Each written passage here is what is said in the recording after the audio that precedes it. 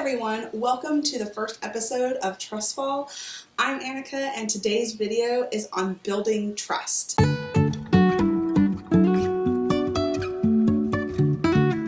So this whole series is about building relationships, and the first thing you have to do in building a relationship is to build trust. It is the foundation of any relationship. So when we build trust, we're really building a firm foundation. But as we pull these things out, it becomes shaky and more likely to fall.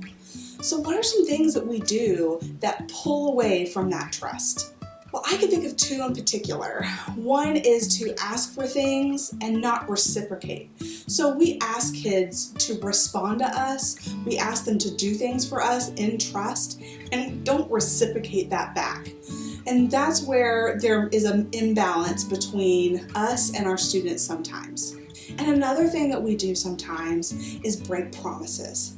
That's one of the things that I absolutely hate to do, because once we break a promise, whether it be something as simple as, sure, I'll let you redo that grade. Sure, I'll let you be line leader for the day. Once we break that trust, we've totally cracked that foundation. So what are some things that we can do to build trust, build a strong foundation so that those cracks don't happen? The first one is all about that breaking promises.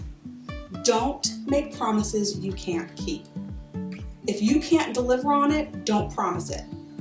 You can say, I will try, but I can't promise. You can say, I will do that, but if you haven't had a system in place, that could be a potential downfall. So think of things to do to help you not break promises. For instance, writing things on a Post-it when you've made a promise. Or if you have told a student yes, but you know that you're going to forget because so many things are going on in your brain today and that you know the rest of your day is going to be crazy, then tell that student, hey, I don't mind doing that, but I need you to remind me if I don't do it when by this time. Because those are the things that will break a promise, break a trust very, very quickly. The second thing you can do is to actively listen. And the best way to do that is obviously through one-on-one conversations. When a kid is talking to you, try to summarize what they've said back to them so they know that you've heard them and that you've understood what they've said. And if you didn't understand, it gives them the opportunity to re-explain themselves. Something else you can get from actively listening is learning about their interests. And that's the third thing you can do to build trust. Take those interests and use them in your planning. If you know that kids love video games, throw out the name of a video game in a word problem. Anything to let kids know that you have really heard them and you're trying to connect with them.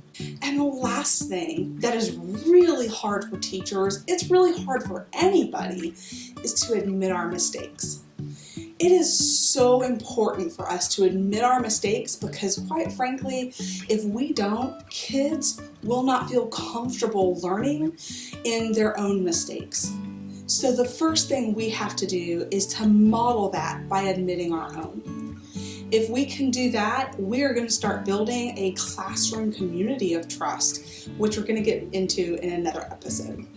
So what are some things that you do to build trust? Or ways that even you help yourself remember promises that you've made to kids so that you don't break them?